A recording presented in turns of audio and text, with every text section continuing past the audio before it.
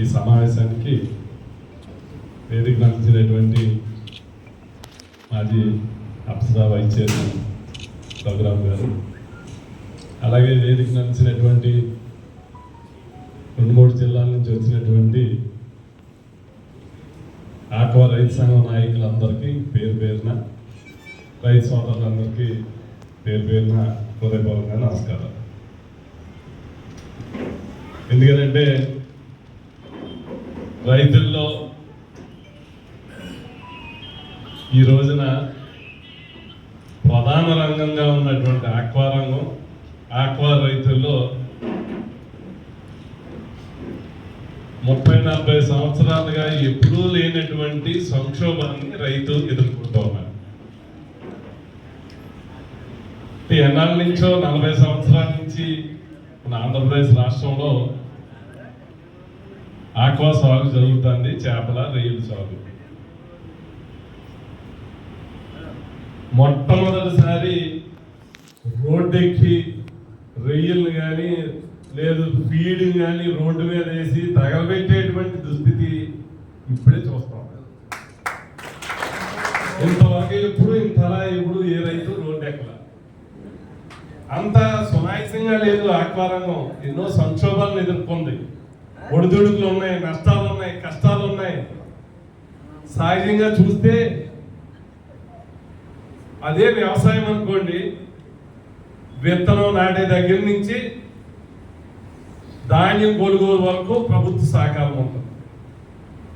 Subsidy ద్వారా విత్తనాలు ఇస్తాం, ఇన్పుట్ సబ్సిడీ ఇస్తాం, లేదు రుణం ఇస్తాం, నష్టం జరిగితే ఇన్సూరెన్స్ ఇస్తాం, గిట్టుబాటు ధర కల్పిస్తాం, ఎరువులు పురుగు మందులు సబ్సిడీ, ఇవన్నీ సహకారం ఇస్తాం.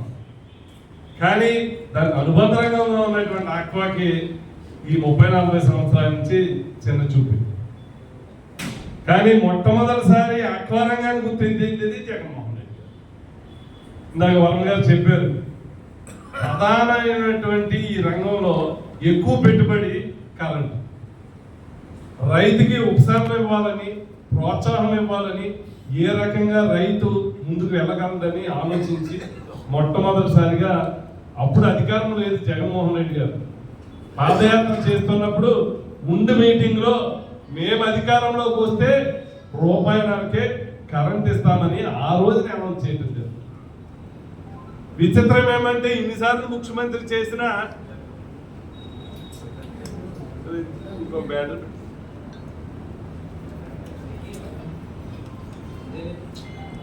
దాంట్లో కొంచెం బ్యాటరీ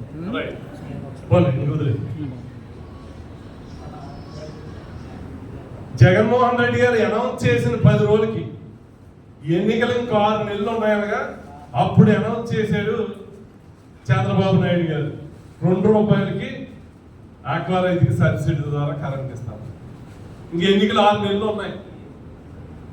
జగన్మోహన్ రెడ్డి గారు అనౌన్స్ చేసిన 10 రోజులకి అనౌన్స్ చేసి, సరే గవర్నమెంట్ వచ్చింది, ఆయన ఎంత 2 రూపాయలు అనౌన్స్ చేసి ఉన్నాడు.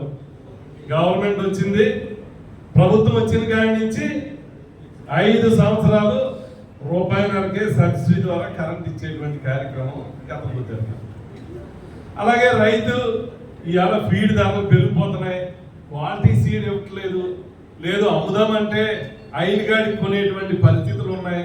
ఇవన్నీ ఎలా చేయాలి అని అంటే ఆ రోజు ఆలోచన చేశాడు.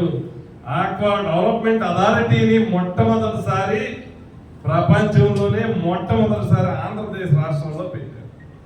దానివల్ల ఏమంటే ప్రభుత్వ అజమాయిషీలో ఫీడ్ యాజమాన్యాలు ఉండాలి. క్వాలిటీ అయినటువంటి ఫీడ్ వస్తుందా లేదా, రైతుకు అందుతుందా లేదా చూడాలి. సీడు మంచి నాణ్యత ఉన్నటువంటి సీడ్ వస్తుందా లేదా చూడాలి. లేదు కొనుగోలు దళారు అయి సిండికేట్ అయి ఈ రైతులను ఇబ్బంది పెట్టకుండా ఎక్స్పోర్టర్స్ చూసుకునేలాగా ఆ రోజు చట్టం చేయటం జరిగింది. అలాగా 5 సంవత్సరాల పరిపాలనలో ఒక పక్క సబ్సిడీ ద్వారా కరెంట్ ఇవ్వటమే కాదు, ఈ 3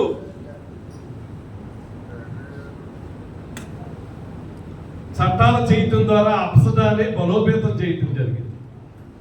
దానికి ముఖ్యమంత్రి చైర్మన్ గా ఉండి రైతులు, బీడి యాజమాన్యాలు, సీడ్ యాజమాన్యాలు అందరినీ మెంబర్స్ గా పెట్టి ఏ నిర్ణయం తీసుకున్నా అప్సర పరిధిలో నిర్ణయం తీసుకునేలాగా చట్టం చేయటం జరిగింది. సరే మీరు అందరూ సైలెంట్గా ఉంటే వినపడదు. సరే 5 సంవత్సరాల పరిపాలన పూర్తయింది. ఈ 5 సంవత్సరాల్లో జగన్మోహన్ రెడ్డి గారు ఇచ్చినటువంటి ప్రోత్సాహం వల్ల వ్యవసాయ అనుబంధ రంగాలు అన్నీ కలిపితే పౌల్ట్రీ కానీ, పాడి పరిశ్రమలు కానీ, లేదు వ్యవసాయ రంగం కానీ, హార్టికల్చర్ కానీ అంతా 60% ఈ రాష్ట్రానికి ఎకానమీ అవుతే ఒక్క ఆక్వా రంగమే 40% ఎకానమీ ఇస్తూ ఈ రాష్ట్రానికి ఆదాయం సృష్టిస్తారు. ఇలాంటి ఆక్వా రంగానికి మరింత ప్రోత్సాహం ఇవ్వాల్సినటువంటి అవసరం ఎప్పుడూ ఉంది. అసలు మేమైతే చాలా మంది వ్యవసాయ రంగంగా గుర్తించమని ఎప్పుడు కోరుతా ఉన్నాం. ఆక్వా రంగాన్ని వ్యవసాయ రంగంగా ఏదైతే అన్ని రకాల సహకారం ప్రభుత్వాలు ఇస్తుందో అలాగే ఇవ్వమని కోరుతా ఉన్నాం. ఎందుకు అత్యధికమైనటువంటి ఆదాయం ఈ రాష్ట్రానికి, దేశానికి ఇస్తాం. దీన్ని మీరు ప్రోత్సహించండి ఎప్పుడు కోరుతా ఉన్నాం. కొంతమేర జగన్మోహన్ రెడ్డి గారు తొలి అడిగేశారు. కానీ ఎన్నికల ముందు చంద్రబాబు నాయుడు గారు చెప్పాడు, జగన్మోహన్ రెడ్డి గారు కాదు, నేను పూర్తిగా ఆక్వా జోన్ లేదు, నాన్ ఆక్వా జోన్ లేదు, 1 ఎకరమా 1/2 ఎకరమా అందరికీ ₹1 కరెంటు సబ్సిడీ ధర ఇస్తామన్నారు. లేదు మరింత ప్రోత్సాహము రైతులకి అందరికీ ఇస్తామని చాలా చెప్పుకున్నాం. కానీ తీరా 2 ఏళ్ళు పరిపాలన చూస్తే మొన్నటిదాకా కనీసము ఒక్క రైతుకి ఆయన ఇచ్చినటువంటి సబ్సిడీ కనెక్షన్ తప్ప ఒక్క కనెక్షన్ ఎక్స్ట్రా ఇచ్చినటువంటి దాఖలాలు. 2 అప్పుడే ఈ సంవత్సరంలో చూస్తున్నాం.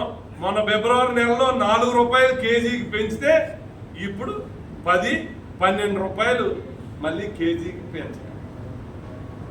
ఇందాక చెప్పుకున్నారు, గతంలో ఎప్పుడైనా పెంచితే ఇక్కడ రైతులందరి చేత మాట్లాడించేవారు, రైతు సంఘాల చేత, జగన్ గారికి జే ట్యాక్స్ వెళ్ళిపోతుంది, ఫీల్డ్ పెంచేశారు అని. అప్పుడు ఎంత పెంచితే ఎంత తగ్గించారు? 5 ఏళ్లలో పెంచకుండా చూసినటువంటి ప్రభుత్వం జగన్మోహన్ రెడ్డి. 2 సార్లు పెంచాలని ఫీడ్ యాజమాన్యాలు ప్రయత్నం చేస్తే బెదిరించి భయపెట్టి వెనక్కి తగ్గించినటువంటి పరిస్థితి. 2 కరోనా లాంటి విపత్తు వచ్చినప్పుడు మీరు అందరూ గుర్తుంచుకోండి, ₹50 అని ఒక కేజీకి ₹400 ఉన్నటువంటి 1000 ధరని 50కి 60కి కొనాలని ప్రయత్నం చేసేవారు. ఆ రోజున ఎంఆర్ఓల్ని, ఆర్డీఓ లాంటి అధికారుల్ని మానిటరింగ్ పెట్టి ఎక్కడైనా తక్కువ కొంటే ఆ ప్లాంట్ను కూడా సీజ్ చేస్తామని చెప్పి మరి మీరు అందరూ చూసారు, ఎవరు రైతు నష్టపోకుండా ఆ రోజున ప్రయత్నం చేశారు. ఇవన్నీ గత ప్రభుత్వంలో జరిగినటువంటి మేలు. కానీ ఈ రోజున ₹10 ₹12 పెంచితే కనీసం ఈ ప్రభుత్వంలో చలనం లేదు. అంటే అసలు ఈ కంపెనీలన్నీ కూడా, ఈ ఫీడ్ యాజమాన్యాలన్నీ కూడా మన చంద్రబాబు నాయుడు గారికి బంధువులు అవటం వల్ల, తెలుగుదేశం నాయకులు అవటం వల్ల వారికి అండగా నిలబడుతున్నారు తప్ప రైతుల పక్షాన్ని మాట్లాడేటువంటి పరిస్థితి లేదు. ఇది ఒకటే కోరుతా ఉన్నాం. మొన్న కూడా లాస్ట్ 2 సార్లు పార్టీ పరంగా కూడా మేము చెప్పుకున్నాం. రైతులందరూ పిలిచినప్పుడు 2-3 సమావేశాల్లో కూడా చెప్పుకున్నాం. ఒకవేళ యాజమాన్యాలు నష్టం వస్తున్నాయి అంటున్నారు. మేము ఫీడు మాకు పెరిగిపోయినాయి, ముడి సరుకులు పెరిగిపోయినాయి, అందువల్ల పెంచుతున్నామని చెప్తూ ఉన్నాం. సీడోడు నష్టం వచ్చినా రైతు మీద వేసేస్తున్నాడు, మేతోడికి నష్టం వచ్చినా రైతు మీద వేసేస్తున్నాడు. ఎక్స్పోర్టర్కి ఏమో లాభం రాకపోతే ఆడేమో రేట్లు తగ్గించి రైతు మీద వేసేస్తున్నాడు. మరి రైతుకి ఏమో ఉపయోగం ఉంది? ఇవన్నీ వస్తుంటే రైతుకే నష్టం వస్తుంటే మీరు ఎవ్వరూ కూడా నష్టపోకుండా రైతు మీద భారం వేస్తే ప్రభుత్వం చూస్తా ఊరుకుంటుందా? ఇంక రైతు ఎలా మసకలు కలగాలి? మేము అందుకని ఏం చెప్తూ ఉన్నాం, రైతు మీద భారం పడకుండా మీరు ఫీడ్ యాజమాన్యానికి ఇవ్వాల్సినటువంటి సహకారము మీరు ఇవ్వండి, ఇంటెన్సివ్లు వాళ్ళకి ఇవ్వండి. వాళ్ళు నష్టపోకుండా రైతు మీద భారం పడకుండా ప్రభుత్వం మీరు బాధ్యత తీసుకోమని కోరుతా ఉన్నాం. వారు 2-3 విషయాలు చెప్తూ ఉన్నారు. కరెంట్ మాకు సబ్సిడీతో ఇవ్వండి, లేదు సోయా ఫిష్ మీల్ లాంటివి మాకు ఈ ప్రభుత్వం వేరే దేశాలకి పట్టుకెళ్తా ఉన్నారు, అది ఆపితే మాకు ఇక్కడ తక్కువ ధరకు అందుతుంది అని ఉన్నారు. మీరు అలాంటి సహకారం చేయాలని కోరుతా ఉన్నాం. కానీ మీరు ఏం పట్టించుకోవట్లా. అసలు దీని మీద ఒక్క కూటమి నాయకుడైనా ఇంత ఇబ్బందుల్లో ఆక్వా రైతు ఉన్నాడంటే ఎవరైనా ఇంతవరకు రోడ్డుకి మాట్లాడినటువంటి సందర్భం ఉందా? ఈ రైతు సంఘాల మీద ఎవరు మా పార్టీ నాయకులు వాళ్ళని మన కంట్రోల్లో పెట్టుకుని రైతుల మీద తొయ్యాలనేటటువంటి ఆలోచన ఇంతవరకు జరుగుతూ ఉంది. వారు ఒత్తిడి వల్ల వారు మాట్లాడలేనటువంటి పరిస్థితి. కానీ ఈ జరిగినటువంటి నష్టం చిన్న నష్టం కాదు. ఆక్వా రంగాన్ని మీరు అణగదొక్కాలని ప్రయత్నం చేస్తున్నట్టు ఉంటుంది. రైతుల పక్షాన కాకుండా మీరు ఫేడి యాజమాన్యాల పక్కన, ఎక్స్పోర్టర్ల పక్కన మీరు నిలబడి ప్రభుత్వం ఆలోచన చేస్తూ ఉంది. ఇందాక చెప్పున్నారు రఘురామ్ గారు, ఆ రోజున ఏదన్నా అంటే జగన్ గారు ట్యాక్స్ అనేవారు, జగన్ గారు కమిషన్ అనేవారు. ఇప్పుడు మీకు ఏమందితే మీరు నోరు మెదపట్లేదు, రైతుల పక్షాన్ని మాట్లాడట్లేదని మేము ప్రశ్నిస్తా ఉన్నాం. అందువల్ల వైఎస్ఆర్ పార్టీ పరంగా మొన్ననే చెప్పాం, ₹1 రైతు మీద భారం పడ్డా పార్టీ పరంగా మేము ఎవరు ఊరుకోమని చెప్పుకున్నాం, రైతుల పక్షాన్ని పోరాడతామని చెప్పుకున్నాం. ఇవాళ మీరు రైతులందరూ మా దృష్టికి తీసుకొచ్చారు. తప్పకుండా రైతుల పక్షాన వైఎస్ఆర్ పార్టీ పోరాటం చేస్తా ఉంది. మీరు ఈ రోజున ఈ రాష్ట్ర వ్యాప్తంగా కొత్త కార్యవర్గాన్ని కూడా మీరు ఏర్పాటు చేసుకోబోతూ ఉన్నారు. పూర్తి అండదండలు ఆక్వా రైతాంగానికి ఉంటుందని ఈ సమస్యలన్నీ కూడా మిమ్మల్ని అందరినీ తీసుకెళ్లి, ఈ రైతు సంఘం నాయకులను తీసుకెళ్లి రేపే జగన్మోహన్ రెడ్డి గారి సమక్షంలో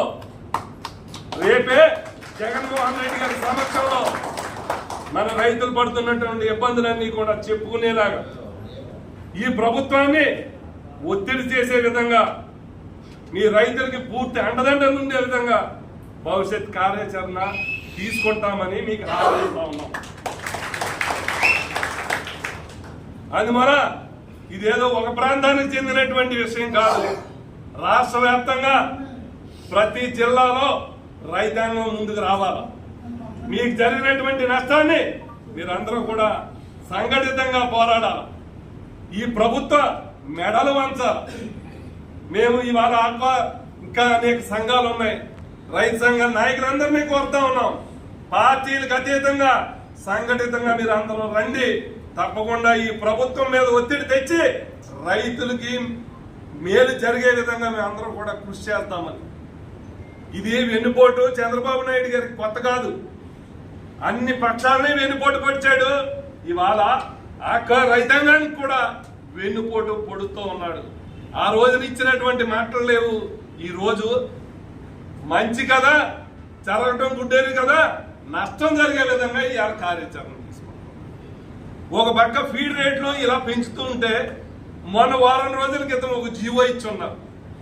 ఏమని అంటే ఈ ఫీడ్ రేట్ల గురించి రైతులందరూ గొడవ చేస్తున్నారు, ప్రభుత్వం కూడా మేము కూడా ₹1.5కే సబ్సిడీ ఇస్తున్నామని ఒక జీవో ఇచ్చున్నారు. ఆ జీవోలో ఏం చెప్పారు అని అంటే, గతంలో 55,000 జగన్మోహన్ రెడ్డి గారి ప్రభుత్వంలో ఈ రోజుకి ఇస్తా ఉన్నాం, ఇవి కాకుండా ఆక్వా జోన్లోనే ఉన్నటువంటి ఇంకొక 12,000 మందికి కూడా వర్తింప చేస్తామని ఒక జీవో ఇచ్చున్నారు. అంటే రైతుకి ఏదో ఓరాట్ చేస్తాను. ఎప్పటి నుంచో మొదలు పెడతామో చెప్పలేదు, ఫైనాన్షియల్ శాంక్షన్ ఉందో లేదో చెప్పలేదు. కానీ దాంట్లో కొన్ని నార్మ్స్ పెట్టున్నారు. ఏమనంటే 0.90 నుంచి 0.95 దాకా పవర్ ఫ్యాక్టర్ వర్తింప చేస్తున్నాం అన్నారు. అంతే అయిపోయింది. అసలు ఈ 12,000 కాదు కదా, ముందర ఉన్నటువంటి 55,000 కలెక్షన్ వాళ్ళు కూడా ఈ సబ్సిడీ వర్తించింది. ఎలా అనుకుంటారు? మనం అందరం చిన్న రైతులు, మనకి ఎంతో కొంత ఓవర్లోడ్, పాత కేబుల్స్, పాత మోటార్లు ఇవన్నీ ఉంటాయి. అందరూ కెపాసిటర్లు వేయం, పెద్ద ఇండస్ట్రీ కూడా కెపాసిటర్లు వేస్తాడు. ఆ 9.5 లెవెల్ మెయింటైన్ చేయాలంటే 100కి 95 మందికి రాదు. ఒక 4-3కి కెపాసిటర్ బాగా మెయింటైన్ చేసినటువంటి ఎవరైనా ఫర్మ్స్కే అవి వస్తాయి. అందువల్ల రేపటి నుంచి ఏమవుతుంది అంటే ఈ పవర్ ఫ్యాక్టర్ చూపించి ఎవరికి సబ్సిడీ రాదు. ఇప్పుడు వచ్చి సబ్సిడీ కాదు కదా, extra overload charges already extra అయిపోతాయి. ఇప్పుడు 10,000-15,000 వస్తే రేపటి నుంచి 60,000-70,000 బిల్లు అవుతుంది. ఇప్పటికే మీరు గమనించండి, ఈ 2 ఏళ్లలో మీరు బిల్లు చూసుకుంటే ప్రతి రైతుకి ఓవర్లోడ్ ఛార్జెస్ వస్తుంది. అదేమో కరెంటు బిల్లులో చూపించరు, డైరెక్ట్ రైతుకు వచ్చిన తర్వాత ఎందుకు వచ్చిందా ఓవర్లోడ్ కదా అనుకోండి. ఇలా రైతు దగ్గర పవర్ ఫ్యాక్టర్ చూపించి ఆల్రెడీ ఇప్పటికే లాగేస్తున్నారు. అది అఫీషియల్ గా ఆ జీవోలో మెన్షన్ చేస్తారు. అంటే మీ ఉద్దేశం ఏంటి? అసలు ఉన్న సబ్సిడీ ఇవ్వకూడదనా? ఇది చాలా మందికి రైతుకి తెలియదు. పవర్ ఫ్యాక్టర్ అంటే ఏంటి, అసలు ఎలా కొలుస్తారు, ఈ కొలమానం ఎలా ఉంటుంది కరెంటు అని చెప్పు.